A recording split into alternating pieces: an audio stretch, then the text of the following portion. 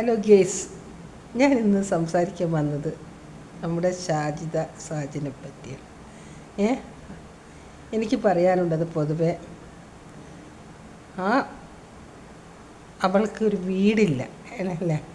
ആ വീടെല്ലാവരും കൂടി അവളെ സഹായിച്ച് എല്ലാവരും ചെയ്തു കൊടുക്കണം.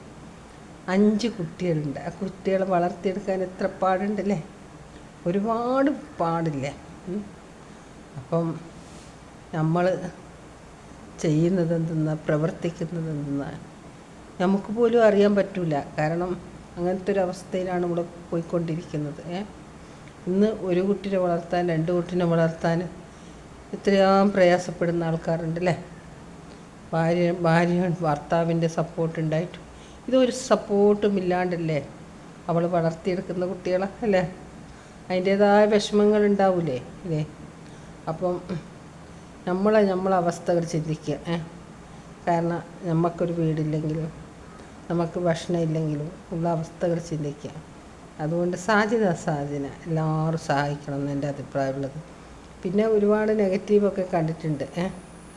അപ്പോൾ അവരോടൊക്കെ എനിക്ക് പറയാനുള്ളത്, നിങ്ങളൊക്കെ അവളെ സഹായിക്കുക.